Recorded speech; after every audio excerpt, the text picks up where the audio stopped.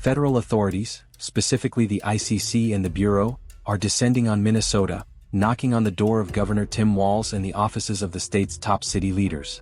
This is a massive coordinated sweep, resulting in more than 3,000 arrests tied to a surge of crime tearing through local Somali neighborhoods. Law enforcement operations are unfolding rapidly, with officers ordering suspects to come out with their hands up.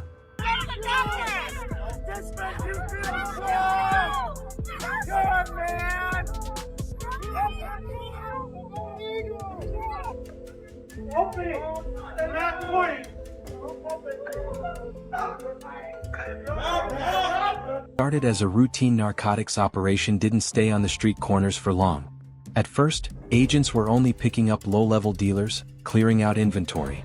But then the numbers went off the charts. Drug seizures surged and tragically, overdose deaths continued to climb. Eventually the market collapsed.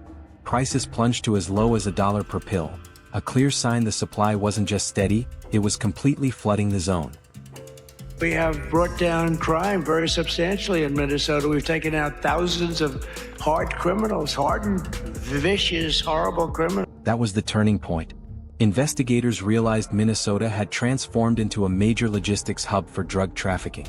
The question then became, who was actually running the operation? As federal agencies widened their net, arrests surged into the thousands, with many detainees identified as critical links in the supply chain. Much of the activity appeared concentrated within the Somali enclave. But the story took a controversial turn when federal agents encountered resistance, not from suspects but from state and city leadership. Governor Tim Walz and Minneapolis Mayor Jacob Frey publicly criticized the enforcement actions. To outside observers, it appeared as though local leadership was pushing back against the federal presence. Officials urged residents to document encounters with agents, escalating tensions between federal authorities and state leadership. Enforcement say they've never seen anything like it. The price of fentanyl is now having a major impact on the opioid crisis in the Twin Cities. President Trump, however, did not back down. Instead, he intensified the response, directing federal agencies, including the Bureau and ICE, to broaden their focus to include political leadership. What investigators claim to have uncovered reshaped the entire case, revealing details that, they say, explained how the state's narcotics crisis spiraled so dramatically out of control. You can literally go out down the streets in Minneapolis and get it within 10 minutes. Even before federal agents stepped in, the state was already slipping into the danger zone. Patrol units were uncovering synthetic tablets in places that had once been considered clean. These weren't just major busts anymore. The drugs were turning up during routine encounters. A simple traffic stop, a check of a studio apartment, even a quick bag search revealed the same thing. Almost overnight, the streets were saturated. Becoming dangerously cheap at this point. A longtime Hennepin County Sheriff's narcotics investigator confirmed is going for $1 to $2 a pill in the metro. That's down from about $20 just a couple of years ago. Drop from $20 a pill isn't normal market behavior.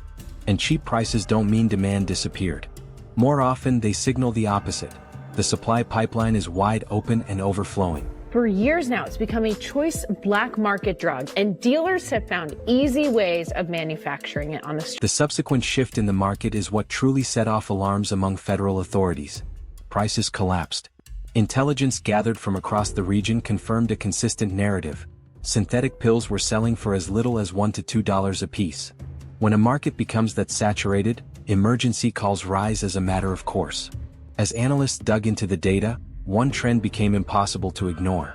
The fatality rate was climbing fastest within the local Somali population, striking youth with particular severity. Being a victim of the crisis did not automatically make someone a perpetrator, but it left the possibility open. What was undeniable was that young people were dying from overdoses at an unprecedented and devastating rate. There was no longer any question that the epidemic had taken hold in the area. To uncover its origins, specialized units were deployed onto the streets. This followed the standard operational blueprint for narcotics sweeps of this scale. What agents were conducting was known as a bust-back operation, designed to recover and seize narcotics after they had already entered the United States. As the operation progressed, investigators began noticing the same aliases, phone numbers, contacts, and identifiers appearing again and again. The traffickers were being lured into meetings with undercover agents. One undercover officer posed as a drug trafficker himself, presenting as a buyer seeking bulk quantities of narcotics. The undercover operative had been working in that role for approximately 4 years. What stood out was that the same identities were being flagged by different officers, in different neighborhoods, on entirely separate days. Isolated encounters started connecting. Gradually, the chaos resolved into a clear picture. Minnesota was not merely a stop along the trafficking route. It was not a temporary waypoint or rest stop. The conclusion was blunt and unavoidable. Minnesota had become the warehouse. Drugs were not simply passing through. They were being stockpiled, cut, packaged, sold, and replenished within the state itself. The traffickers' objective was to sell large quantities of narcotics that would later be broken down and distributed in smaller amounts by street-level dealers. The undercover agent maintained communication with drug traffickers operating both in Mexico and within the United States. His job was to arrange deals and establish meeting locations. Once the undercover confirmed the narcotics were present, he would use a predetermined signal word. At that point, agents would converge on the traffickers and make arrests. Despite arrests, whenever local police apprehended a dealer, another immediately filled the void. Armed with this intelligence, the mission escalated. It was time for Immigration and Customs Enforcement and the FBI to dismantle the infrastructure entirely. This effort fell under the banner of Operation Metro Surge, launched several months earlier. Agents triangulated communications, traced money flows, and conducted deep background investigations into criminal histories. As arrests mounted, a disturbing pattern emerged among repeat offenders. Every individual was tied to the same networks. Booking numbers surged week after week. First 100, then 500, then 1,000. At peak intensity, the total surpassed 3,000 apprehensions. At that point, the state was no longer just engaged in a fight. It was completely overwhelmed. Authorities described the suspects as hardened criminals, illegal aliens in many cases, some accused of murder, drug trafficking, and violent offenses. These individuals were characterized as dangerous, unstable, and brutal. According to officials, such figures were operating within Minnesota alone. When the official federal numbers were released, the region buckled under the pressure. Briefings highlighted thousands of arrests. Even the former president weighed in, labeling those detained as the worst of the worst, listing their criminal records and the violent crimes linked to Minneapolis and St. Paul. As the count approached 30,000, an unexpected backlash emerged. State leadership pushed back forcefully. The governor, the mayor of Minneapolis, and the mayor of St. Paul all publicly condemned the federal strategy. Their criticism extended beyond the arrests themselves to the methods used to carry them out. They argued that the presence of immigration agents destabilized communities, frightened residents, and disrupted daily life. Allegations surfaced of agents operating at grocery stores, bus stops, and schools, breaking windows, detaining pregnant women, seizing individuals without warning, and transporting them in unmarked vehicles. Claims were made that innocent people were being taken without due process. Federal authorities responded with a concise justification, citing chaotic conditions and asserting that ICE officers were facing coordinated violence and resistance.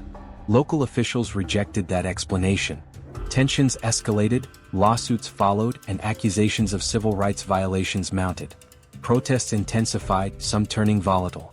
Federal prosecutors took notice, not only of the unrest, but of statements made by state leaders that the Department of Justice viewed as potential obstruction of justice.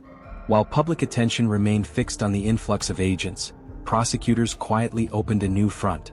Officials emphasized that while anger was justified, violence would not be tolerated. Residents were reminded of their right to peacefully record ICE agents during operations and encouraged to keep their phones ready. A legal probe was launched to determine whether Minnesota officials had unlawfully interfered with federal enforcement through their rhetoric or actions. Subpoenas soon followed. The governor received his first, then the mayor of Minneapolis, followed by the mayor of St. Paul and several other officials. These grand jury subpoenas demanded the surrender of all documents, emails, and records connected to the federal operation. The Department of Justice issued subpoenas to 6 Minnesota officials over alleged obstruction of an immigration enforcement investigation. Once subpoenas were issued, the narrative shifted instantly. The investigation entered a new phase. Governor Tim Walz and Minneapolis Mayor Jacob Frey confirmed receipt of the subpoenas. 4 additional individuals, including the state attorney general, were also served.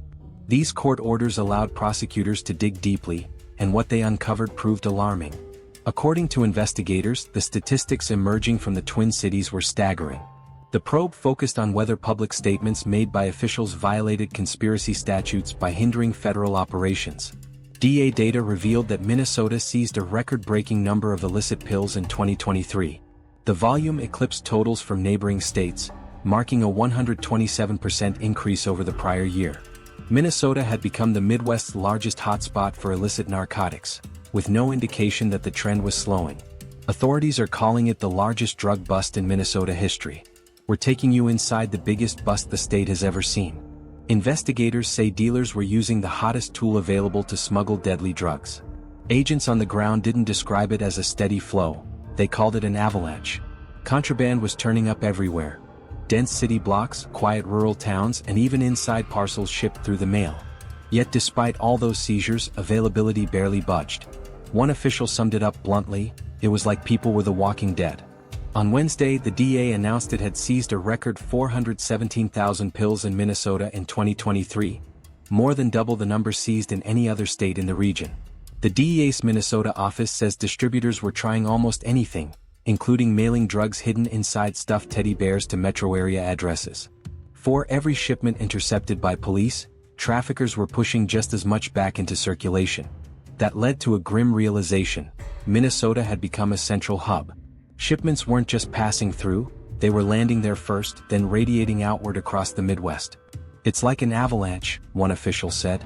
They're seeing our efforts and they're trying to counter that by just sending more. According to the DEA, 7 out of every 10 pills seized contained potentially lethal doses. The situation, officials said, was only getting worse. With this data in hand, investigators faced the big question: could they follow the trail all the way back to the source? Only time would tell. But another red flag soon appeared. As seizures skyrocketed, street prices collapsed. That triggered alarm bells for detectives. Prices only crash like that when a market is so saturated that police pressure becomes almost irrelevant. That level of affordability suggests a deeply entrenched distribution network. The evidence was visible everywhere.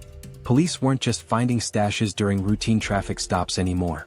Pills were flooding emergency rooms, showing up in hospital records, and dominating overdose statistics. While federal agencies crunched arrest numbers, a tragedy was unfolding in living rooms and mosques across the state. Mortality data revealed a disturbing pattern. The crisis wasn't affecting everyone equally. It was tearing through specific zip codes in the metro area with terrifying efficiency.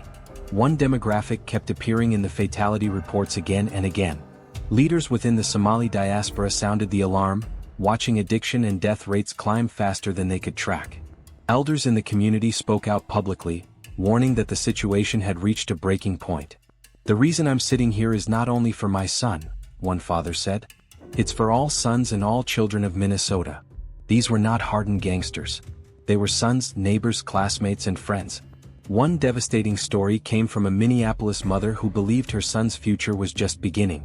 He had recently landed a job and was full of plans. The night he returned home, he died. He came home and said, "I applied for a security job near the airport," she recalled. "Here's the offer letter. I'm picking up the uniform tonight. I start studying for the job tomorrow."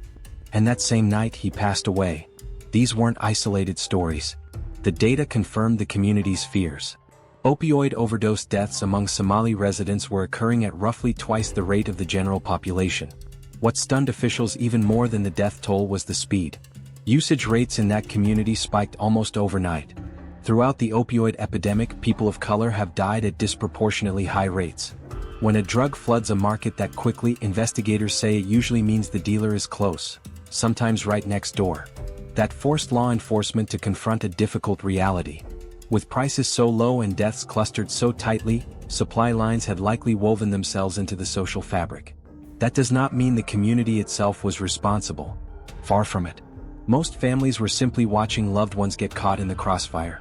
But by 2021 in Minneapolis, the number of black residents dying from opioid overdoses surpassed the number of white residents. From a policing standpoint, those deeply rooted networks are the hardest to dismantle because they operate behind trust, language barriers, family ties, and silence. And in this case, silence mattered. Data specific to the city's Somali community is scarce and likely underreported. Families often hid overdoses to avoid the heavy stigma attached to drug use. Some deaths went unrecorded or were attributed to other causes so relatives could grieve quietly. that silence masked the true scale of the crisis. Meanwhile, advocates on the streets saw the devastation firsthand. Community leaders distributed Narcan and tea in public spaces, fully aware that young people were disappearing in ways official data couldn't capture. Despite strict Islamic prohibitions against drug use, this wasn't an abstract statistic. It was a mother burying her son, a neighbor trying to save a friend, and elders watching a generation unravel. In Islam, drug use is strictly forbidden, and the stigma surrounding it kept many families from acknowledging overdose deaths publicly.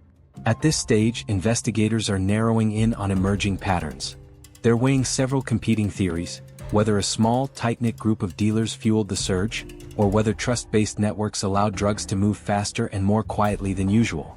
Another question is whether neighborhood-level access explains how the drugs spread so rapidly before authorities could respond. So far, none of those theories have resulted in criminal charges. Nothing has been proven in court. But these ideas are shaping the direction of the investigation. Federal agencies are now cross-referencing everything: overdose data, arrest records, price fluctuations, and communication networks. Their goal goes beyond identifying traffickers. They're trying to understand how the operation stayed hidden long enough to generate massive profits before authorities caught on.